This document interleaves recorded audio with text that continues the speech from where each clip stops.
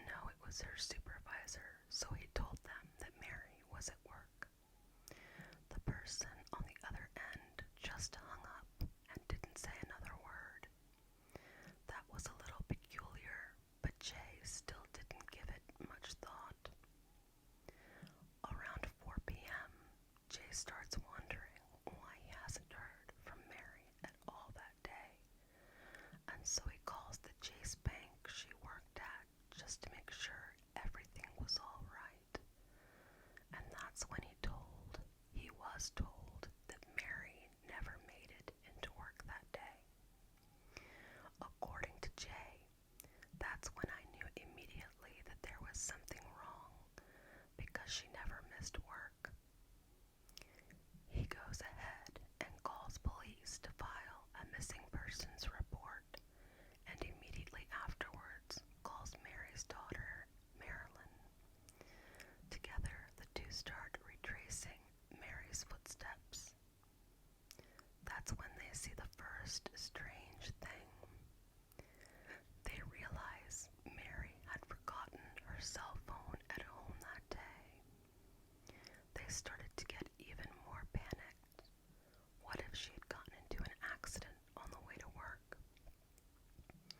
What if she were stranded somewhere and couldn't call? That panic soon turned into dread. Around 5 p.m., the police got word that a burned-out vehicle had been found by an off-roader in a remote area protected by a gate and dense trees.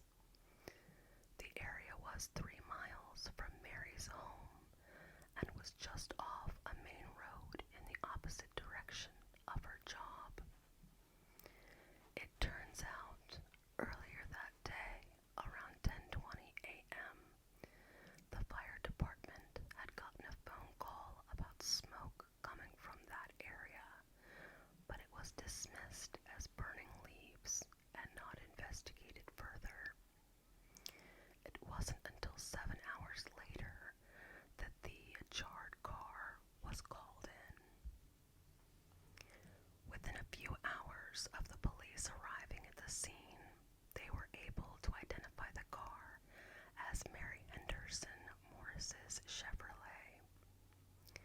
The reason it took so long was how badly burned the car was. The tires, interior, and engine had all started melting. That's how hot the fire burned. There was one part of the scene that they weren't able to identify as quickly. Inside the car, in the passenger seat, were human remains. According to police, they were so badly burned they could only be identified by dental records. 3 days after the car was found, the remains were identified as Mary's. Exactly what happened, and more importantly, why this happened, was going to prove incredibly difficult to figure out. For starters, there wasn't much information about what Mary did that day after she left her home, since she never made it to work. Jay said he assumed, based on the direction she was heading, that she was going to the gas station, and an attendant at the gas station Mary frequented did say they thought someone came in that morning matching Mary's description. But by the time the police wanted to check the security footage, the tapes had all already been taped over. Police started thinking that maybe someone approached her at the gas station, perhaps to rob or carjack her. But any hope they had of seeing that happen on the cameras was gone. It was hard to believe that this was a carjacking, though, when the person responsible had burned the car to near ash. And if it was a robbery, it also wasn't a very good one. A few of Mary's belongings were missing, but she still had diamond jewelry on her. And though her purse had been taken, her credit cards were never used. On top of that, the fire that consumed Mary's car was not a typical fire. It was so hot that much of Mary's remains had been turned to ash. The tires, glass, and engine had melted. Even the trees outside of the car had all been singed. It didn't seem like someone had just poured gasoline all over her car. A different accelerant would have had to have been needed to get the fire to be as hot as it was. Police couldn't even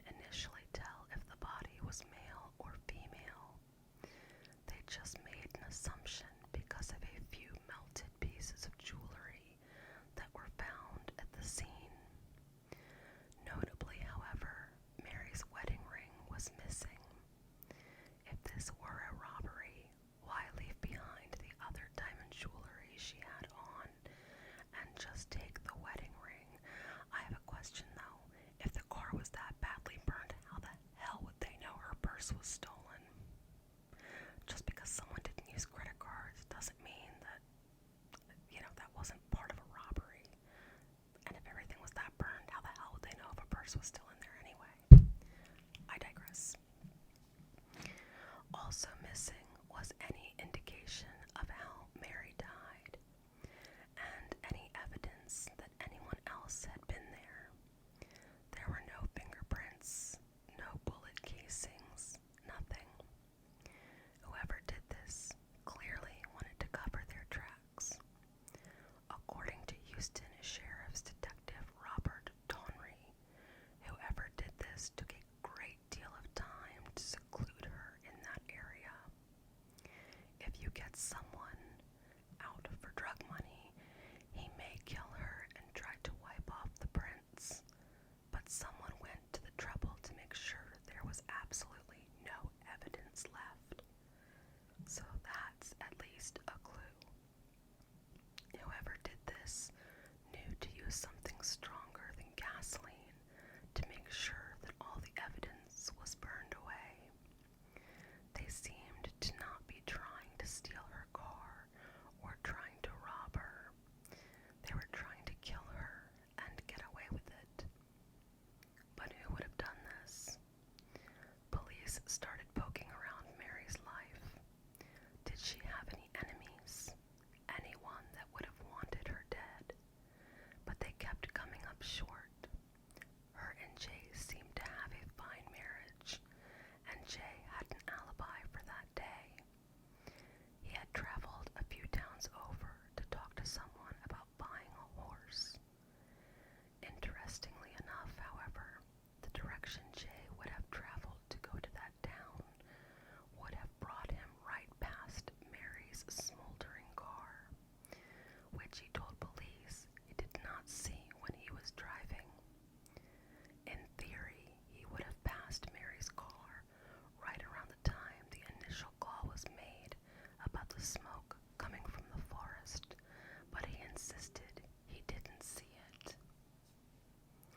Still, Jay was cleared almost immediately by police. They ruled that no one else in her life was suspect, and the case started rapidly cooling off. Marilyn, Henderson Morris's daughter, remembers being frustrated with how the investigation into her mother's death went. She didn't have much of a relationship with Jay. Her mother had married him when she was an adult and out of the house. And after her mother's death, they didn't keep in touch. She was shocked to learn that within a few months, Jay had already married a Russian woman she believed to be a mail-order bride. Marilyn was upset that the police didn't ask more questions about what happened the day before Mary was murdered. They had blindly believed Jay's story that he watched her get into her car and drive off that morning. But what if she had been killed before that morning, put in the car, and then driven to a remote location? She was found in the passenger seat after all. Didn't they think that was strange? The car needed to be searched more. There must be more they could find. But before police could get to it, Jay had it sent to the scrapyard to be destroyed. Though the case was already taking over news coverage, even before Mary's remains were identified, Marilyn could already feel the investigation cooling off on her mother. She felt that Jay was being flippant and the police had given up. There was no obvious answer, and now some of the key pieces of evidence, the car, had been destroyed.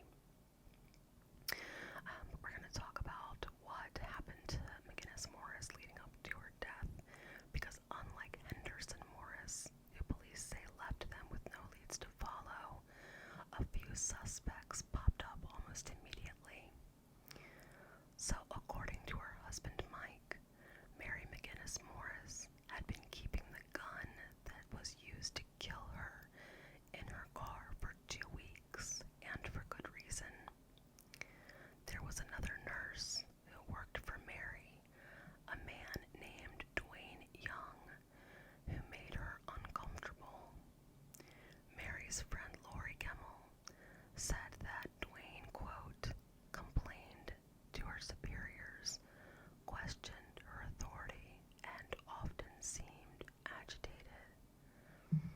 Lori also said, "Do you really think he could hurt you?" And Mary replied, "Yes, I do, and I think he could do worse." Things did get worse at work with Duane, but there are some conflicting reports as to what happened next. The consistent piece is that there was a note found in Mary's office that said, "Death to her," and that Mary believed it was from Duane and written about her. The Houston Chronicle claimed it was found on Mary's desk calendar on Thursday the 12th, but it was 2 weeks prior to the murder and included this quote from Lori. She found things out of place on her desk, pictures turned to face the wrong direction. On Duane's desk was written the words "death to her," which she assumed was written about her. There was also this quote from her husband Mike after the note was found. "She made a phone call to me on her way home, and I could tell that she was shaken. She got home and she asked me if I would provide her with a gun to carry with her for her own protection. She asked me to go over the handling and use of the gun. When we were finished, she asked me to place the gun in her car under the driver's seat." Regardless of when and where the note was found, Mary took the note to her superiors and they advised her not to come into work on Friday the 13th. When Mary didn't show up to work that day, the Houston Chronicle reported that Duane started asking where she was.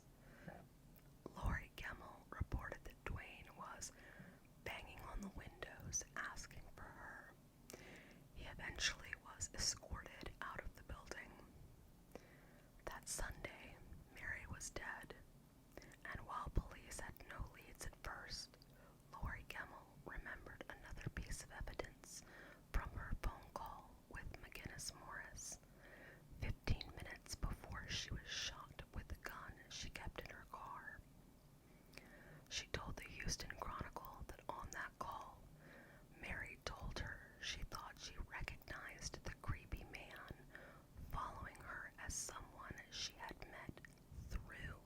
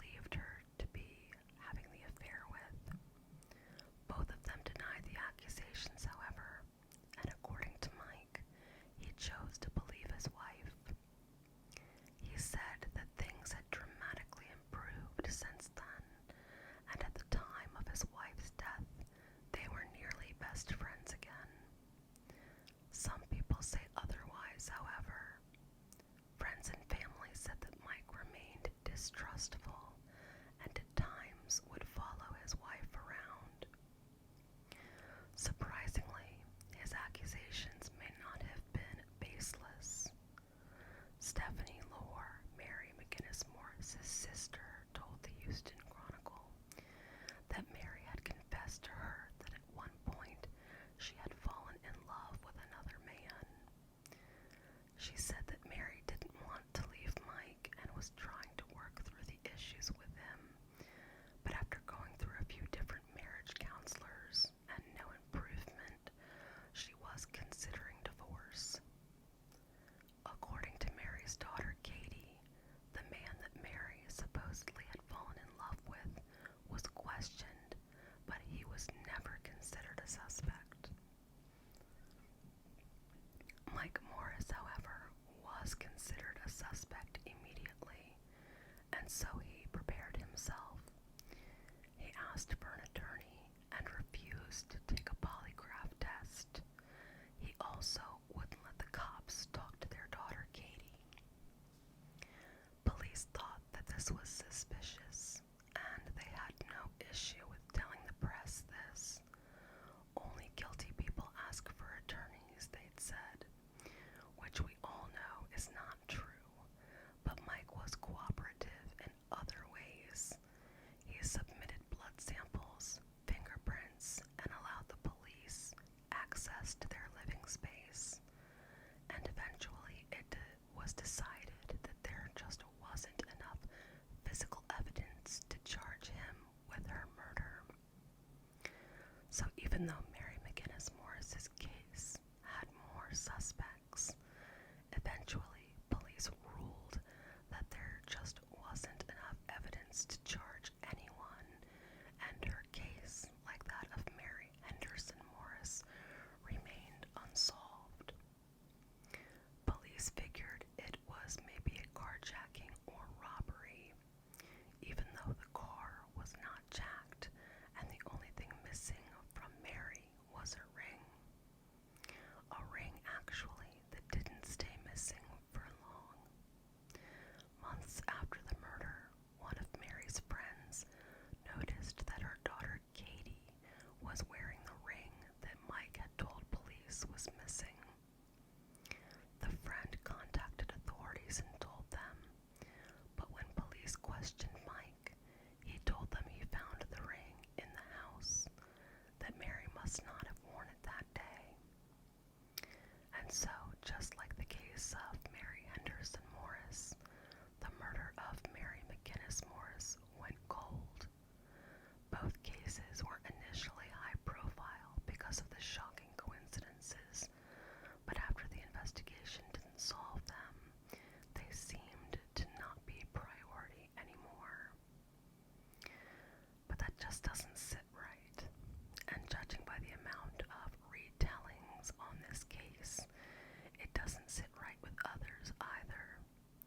No one wants to live in a world where two women going about their day can be killed in cold blood and their cases are just given up on.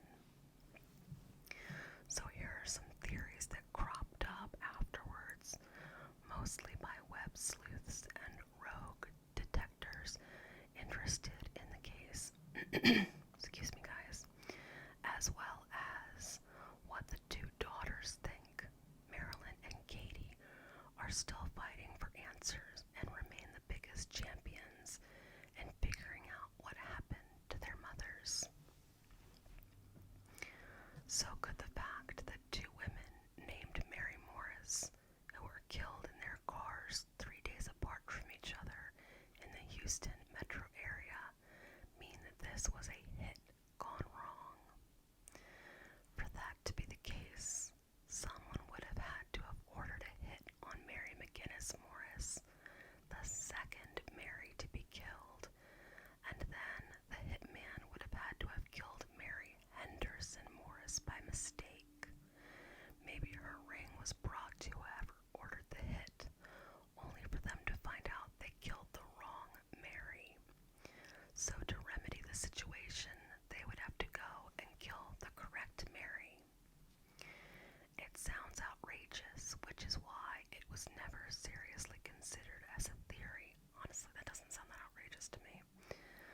That made me lose my place. Good freaking Lord. Um, where were we? Ah, the people who do the hiring will talk about their targets, schedule, where they work. Oh, y'all, pardon me. I don't know what the hell I'm doing tonight. Typically, when a hitman is hired, more information is given about the target than a first and last name. The people who do the hiring will talk about their target's schedule, where they work, basically when and where you can find them. But, and this is a huge but, police say that this kind of mistake may have happened before. I don't know why I struggled so fucking bad with that last paragraph. I don't know, my dyslexia really kicks in as I get about halfway through videos. Sorry, guys. In 2006, a 31-year-old man named Daniel Ott was gunned down in his Ohio home in what police believed was a revenge killing. Joseph Rosebrook was still serving time in prison when he hired 3 men to kill the Daniel Ott who snitched to police on him and landed him in jail. Only when the men got to the 31-year-old Daniel Ott's house, they realized they had the wrong man tied up. Daniel eventually got free and was shot in a panic. It took police 9 years to solve this murder because it is incredibly hard to solve murders when the killing is done by a stranger with no motive. But let's say this wasn't a mistake. There's also the theory that the first Mary was killed as a cover-up for the other Mary being killed, because police believe that also happened during a hit once. In 2017, a hitman in Pennsylvania was hired to kill a trucker who was going to testify as a witness in an assault trial. To throw police off of his scent, however, the hitman randomly killed one of the target's co-workers the day before. He thought the other killing would make it look like there was a work feud. The hitman, Ernest Presley, was eventually caught. So perhaps one Mary was the target of a hitman who wanted to cover their tracks and did so by killing the other Mary. There are some things about the crime scenes that are consistent with hitmen. This information comes from an Australian study that was done on hitmen in 2003, as well as an article from The Guardian about the characteristics of hits. And the caveat with these studies is you can only study the killings that were confirmed to be hits, which can be hard when you're dealing with professional contract killers that have never been caught.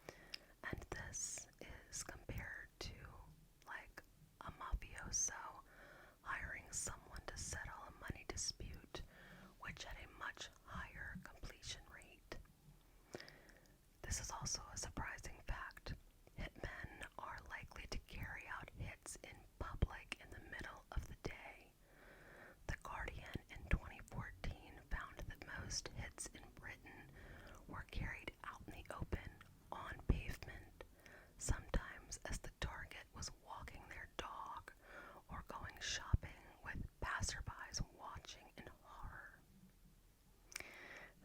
Interesting, yeah. Mary McGinness Morris was killed in the middle of the afternoon next to a construction site while out running errands.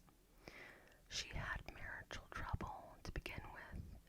Her ring was the only thing missing, just like with Henderson Morris, and it mysteriously showed up in her husband's possession months later. These things can be considered consistent with it being a contract killing. And what about the 4-minute phone call Mike made after Mary was already dead? Was that him contacting her killer to confirm the hit? There's also how after Henderson Morrison's death, but before McGinness Morris's, Lori Gemmell, remember McGinness Morris's friend from work, claimed she had heard that someone had called the Houston Chronicle claiming that the murder of Henderson Morris was a mistake. Lori also said that she called and had this piece of evidence confirmed by the Houston Chronicle. Nobody could find anything to corroborate that, though. There's nothing that says the Houston Chronicle knew the murder of Mary Henderson Morris was a mistake, and also that doesn't really make any sense. Why would someone call the paper to tell them that they messed up but would be killing the correct Mary Morris later? There's a lot that Lori says that she didn't like, and a lot of it seemed unbelievable.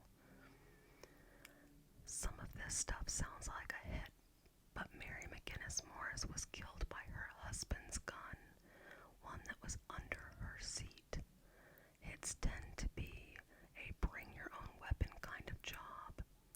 It seemed unlikely to authorities that a hitman would have shown up empty-handed and then used the gun Mary had on her. There is, however, one piece of information that makes it seem like Mary couldn't identify who the person following her was, but it's also evidence that this mysterious person knew Mary, or at least knew someone who knew Mary. This piece of evidence comes from the Citizen Detective podcast, which aired an episode on these two murders, and included conversations with both Marilyn and Katie, the daughters of the Mary Morrises. In that podcast, one of the hosts shares that Katie was one of the only people to hear the 911 phone call her mother made as she was being killed, a call described as very disturbing and chilling by the Harris County Sheriff's Department. In that call, according to Katie, whoever was approaching Mary's car had a clicker that controlled the locks. Mary can be heard locking her car while the assailant is using a remote to continually unlock the car every time Mary tried to lock it. That's a very important detail. Whoever did this had access to Mary's car clicker. And remember, this was a company car, not her personal car. What's even more important, however, is Mary never says who this person is. If it were her husband or Dwayne from work, wouldn't she have told the dispatcher? So either this person was unknown to Mary or they were wearing a mask. We can't be sure if she said that during the call. What about Mary Henderson Morris, though? Was a hit the most likely explanation for her murder? Though her ring was missing, it was hard to definitely say it was a stranger that killed her. If hitmen aren't afraid to kill in the middle of the street, why did the person take Mary to a secluded spot, potentially from the gas station? And then there was the fire. While a fire burning that is hot is a good way to cover your tracks, something a hitman would have been thinking about, it's also deeply personal. Some authorities theorize